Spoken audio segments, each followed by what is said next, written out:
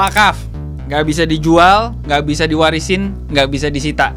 Tapi kenapa banyak sengketa? Belakangan ini gue sering lihat kasus viral sengketa tanah, masjid digusur, sekolah digusur gara-gara harga tanahnya naik gila-gilaan. Allah Akbar.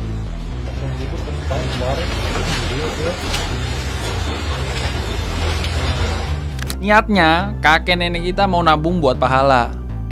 Malah jadi drama warisan sama cucunya gara-gara legalitasnya cuma modal percaya.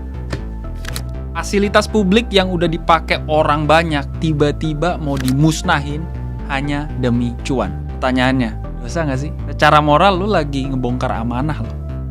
Tapi hari ini gue nggak cuma mau bahas dosa. Gue mau bahas kenapa investasi paling berkah ini sebenarnya bisa jadi bom waktu kalau lu nggak ngerti cara mainnya. Banyak yang nanya ke gue, Mas Jordi, kenapa wakaf itu banyak banget sengketa? Jujur, gue juga heran. Tapi sumber masalahnya klasik, wakaf lisan. Orang tua kita dulu saking tulusnya cuma bilang, ya udah, pakai aja tanahnya, jadiin musola, tanpa ada hitam di atas putih. Jenis kasusnya macam-macam. Bisa dari gugatan ahli waris sampai penyerobotan lahan oleh oknum. Solusinya, nggak bisa cuma pakai doa, harus pakai data sama legalitas.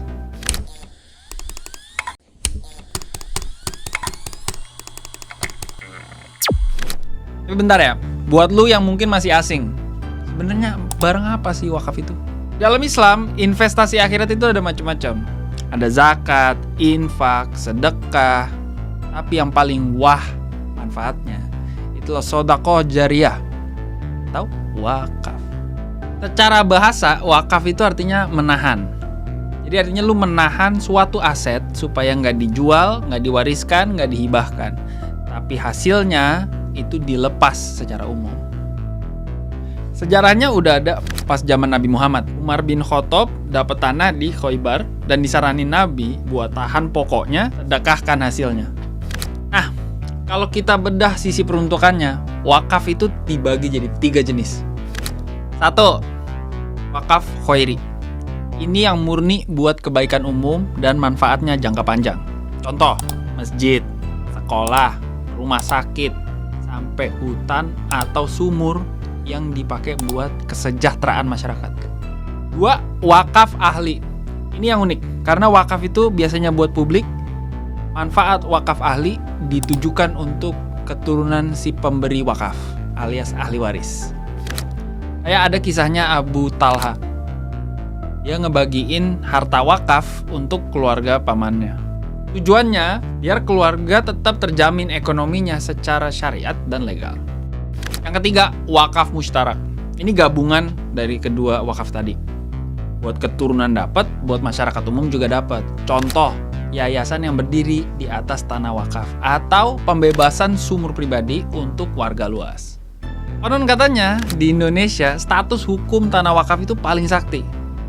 Ini menurut undang-undang ya, statusnya itu permanen, nggak bisa dijual, nggak bisa diwariskan, nggak bisa disita. Lebih kuat dari SHM sebenarnya. Gue mau ambil satu case study supaya kita bisa paham ya betapa saktinya sistem ini kalau dikelola dengan benar. Lu pasti nggak heran lagi sama yang namanya Harvard University. Fasilitas mereka udah kelas dewa. Risetnya paling top dan beasiswanya nggak habis-habis. Tapi pertanyaannya, dananya dari mana? Rahasia mereka ada di endowment fund atau dana abadi. Harvard pegang rekor. Mereka punya dana abadi paling besar di dunia, hampir tembus 900 triliun rupiah. Cara ngelolanya persis banget sama wakaf produktif. Itu aset yang ditahan dan nggak boleh dicairin pokoknya. Hasil kelolanya itu dipakai buat gaji profesor, beasiswa, penelitian, bahkan mensupport hampir 40% dari biaya operasional seluruh kampus. Jadi mereka itu hidup dari hasil muterin duit, bukan makan modal awal. Dan ini bentuk nyata dari wakaf uang atau wakaf produktif secara global.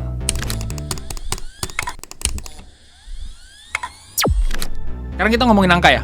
Potensi wakaf uang di Indonesia itu tembus sampai 180 triliun per tahun. tapi yang terrealisasikan baru 3,5. Padahal total aset tanah wakaf di Indonesia luasnya itu sampai 57.000 hektar. Guys, itu lebih luas dari Singapura loh. Inilah kenapa sebenarnya negara ini butuh banget wakaf produktif. Emang yang namanya wakaf itu paling sering dipakai buat masjid atau kuburan. Tapi kita kesampingkan dulu mindset itu. Bayangin lu punya ruko, hotel, atau kebun sawit yang diwakafin. Hasil dari keuntungan bisnis itu dipakai buat biayain rumah sakit gratis, biaya pendidikan.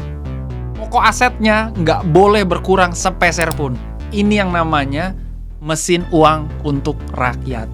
Zaman sekarang sengketa makin banyak dan disinilah BWI, Badan Wakaf Indonesia, perannya jadi krusial banget. Lu juga harus paham, BWI punya dua peran sekaligus, regulator dan operator. Sebagai regulator, mereka yang bikin aturan main. Mereka mastiin nggak ada lagi modus tukar guling atau ruslag. Buat konteks aja ya, ruslag ini maksudnya tanah wakaf yang strategis ditukar sama tanah di pelosok yang nggak ada nilainya. Sementara sebagai operator, BWI juga bisa mengelola aset wakaf buat jadi produktif. BWI sekarang lagi transformasi jadi satpam digital canggih yang mengintegrasikan data aset supaya nggak gampang dimainkan sama oknum. Caranya gimana? Tunggu podcast gue bareng Pak Jamal. Tapi gue mau jujur dan apa adanya. Meskipun kelihatannya kayak canggih banget ya, tapi realita proses di lapangannya masih kerasa pahit.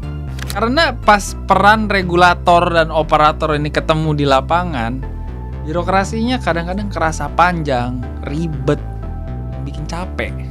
Dari KUA ke BWI ke BPN, ini proses kayak gini yang bikin orang awalnya mau ibadah malah pusing duluan gara-gara urusan birokrasi.